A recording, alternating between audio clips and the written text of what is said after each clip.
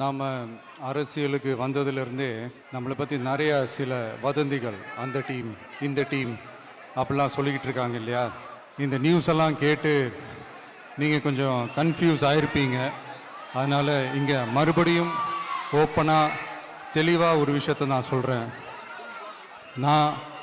நாங்கள் எப்பவுமே மதச்சார்பற்ற கொள்கைன்றதில், அந்த ஸ்டாண்ட்லேயோ, மதச்சார்பற்ற சமூக நீதின்ற அந்த நிலைப்பாட்டிலையோ எப்பவுமே சமரசம் வச்சுக்கவே மாட்டோம். நம்மளுடைய தலைமையில தான் ஆட்சி அப்படின்றதுல எப்பவுமே உறுதியாக இருக்கிறோம். தமிழ்நாடு பாரதிய ஜனதா கட்சியின் தலைவர் என்ற முறையில் நான் யாரோடும் இதுவரைக்கும் பேச்சுவார்த்தை நடத்தவில்லை. உங்களுக்கு தெரியும். அவர்களும் யாரும் என்கிட்ட வந்து பேச்சுவார்த்தை செய்யவும் இல்லை. இல்லாத பட்சத்தில் ஒரு பிம்பம், ஒரு கம்பம், அதெல்லாம் தேவையே இல்லை. 90 சீட்டு 2 ஆண்டுக்கு முதலமைச்சர் ஆஃபர் கொடுத்தாங்க சொல்ற. அப்ப உண்மை அத பொய்யா? ஆதவர்ஜன் சொல்றது பொய்யா? நீங்க சொல்ற நபரே எனக்கு தெரியாது. ஓகே. ஜனநாயக படம் ரிலீஸ் ஆகிறதுக்கு 7ஆம் தேதி வாய்ப்பு இருக்குன்ற மாதிரி சொல்றாங்க. மருதனிக்கு ஏறாப்படுது. அது நீங்க சினிமா துறையில போய் யாரையா கேட்டிங்கன்னா அது உங்களுக்கு எல்லாமே வந்து மத்திய அரசோட அமைப்புகள் எல்லாமே நீங்க பயன்படுத்துற குற்றச்சாட்டு இருந்துட்டு இருக்கு. எல்லாமே இண்டிபெண்டன்ட் பாடி. அதில் சம்மந்தப்பட்டிருந்தால் மட்டுமே அது தொடர்புபடுத்த முடியுமே தவிர, சம்பந்தமில்லாத ஒரு நபரை அந்த டிபார்ட்மெண்ட்டோடு எப்படி தொடர்பு வைக்க முடியும்? இப்போ உதாரணத்துக்கு நீங்கள் என்கிட்ட கேள்வி கேட்குறீங்க, உங்கள் மேலே ஈடி வர முடியுமா? வர முடியாது. தனித்து தான் போட்டின்னு விஜய் வந்து மீண்டும் சொல்லியிருக்கிறாரு. நிக்கட்டும். அதிமுக தலைவர்கள் யாரும் வந்து அவர்கிட்ட போய் பேச்சுவார்த்தை நடத்தலையே. அவங்ககிட்ட போய் யாரும் பேச்சுவார்த்தை நடத்தல. பேச்சுவார்த்தை தனித்தான் நிற்கணும். ஒருத்தருமே போகலாம், தனித்தான் நிற்கணும். ஒருத்தரும் சேர்க்கலைன்னா அதிமுகவோட ஓட்டு வங்கி எந்த காலத்திலையும் விலகாது, உடையாது, குலையாது. ரெட்டலைக்கு ஓட்டு போடக்கூடிய மக்கள் தயாராக இருக்கிறார்கள். தொகுதி பங்கீட்டில் ஏதாவது இழுபறி? ஒன்றுமே கிடையாது. நல்ல நேரம் பார்த்து கால நேரம் பார்த்து தான் அறிவிக்க முடியும். அதெல்லாம் ஒன்றுமே கிடையாது. கால நேரம் பார்த்து அறிவிப்பார்கள். எப்போயுமே அதிமுக வந்து எப்போயுமே வந்து பொறுமையாகத்தான் அம்மா இருக்கிற காலத்திலே கையாளுவார்கள். அதே தான் எங்களது பொதுச்செயலாளர், எங்கள் தலைவர் எடப்பாடியாரும் கையாண்டு வருகிறார். அதிமுக கூட்டணியில் பாஜக கூட்டணி, டெல்லி கூட்டணி, எங்களது தமிழ்நாடு கூட்டணி. டெல்லிக்கும் தமிழ்நாட்டுக்கும் நடக்கின்ற சித்தாந்த போர்.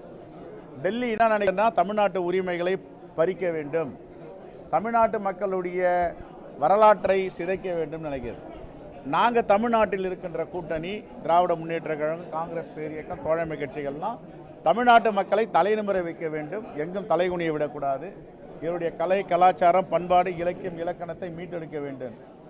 இதை மீட்டெடுப்பதற்கும் தலைநிமிர வைப்பதற்கும் எங்களுடைய கூட்டணி, தலைகுனிய வைப்பதற்கும் தமிழ்நாட்டு உரிமையை டெல்லியில் அடகு வைப்பதற்கும் பாஜக தலைமையில் இருக்கின்ற கூட்டணி.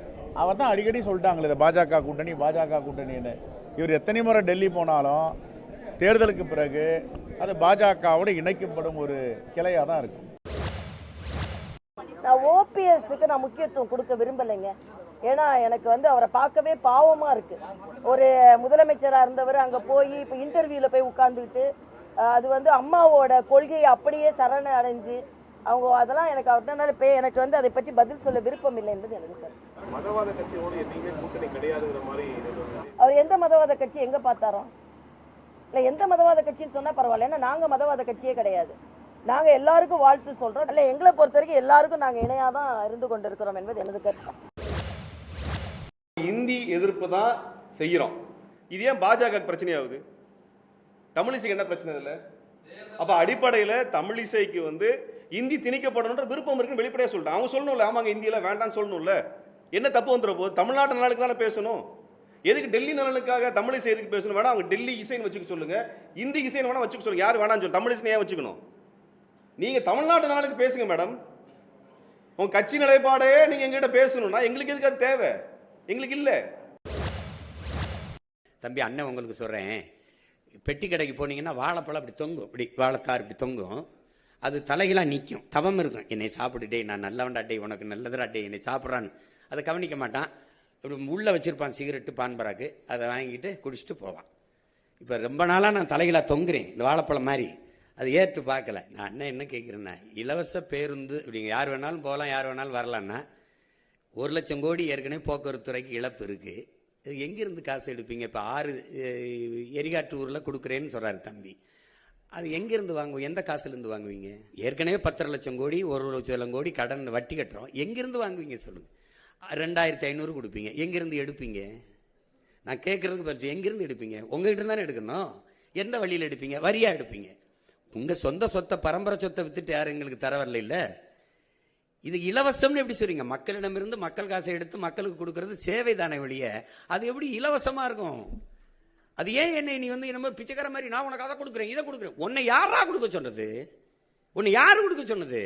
தாலிக்கு தங்கம், சரி, பட்டு புடவை, 1/2 பவன் 1 பவன் தாலி வாங்கி கூட ஒரு பிள்ளை கழுத்தில் கட்ட முடியாத அந்த பிள்ளைய கடைசி வரை வச்சு வாழ போறானா? எவ்வளோடே போடாங்கிட்டு. இது அண்ணன் சீரு மாமன் சீருன்னா சொந்த காசுல இருந்து கொடுக்கணும். அதுதான் அரசு காசுல, மக்கள் காசுல இருந்து கொடுத்து பேர் வச்சுக்கிட்டு கூடாது. ஐயாவினுடைய தனித்தன்மை, அவருடைய சக்தி தமிழ்நாட்டில் இருக்கிற அரசியல் கட்சிகளுக்கும் மக்களுக்கும் தெரியும், ஊடக நண்பர்களுக்கும் தெரியும். இப்போ எங்கள் கட்சியில் ஏற்பட்டிருக்கிற ஒரு நெருக்கடியான சூழல், குழப்பம்தான் இவ்வளோ தயக்கத்துக்கு காரணம் தவிர, ஏன்னா முதல்ல கூட்டணி பேசி முடிக்கிறது ஐயாவாக தான் இருக்கு. எல்லா ஊடகங்களும் மக்களும் அரசியல் கட்சியில் எதிர்பார்க்குறது ஐயாவை தானே எதிர்பார்ப்பாங்க. இந்த நெருக்கடியான சூழல்னால தான் கொஞ்சம் தாமதமாகுது. இதுக்கு மேலே நிறைய செய்திகள் சொல்லக்கூடாது. மறுபடியும் உங்களுக்கு செய்தி சொல்லுவோம். நன்றி, வணக்கம்.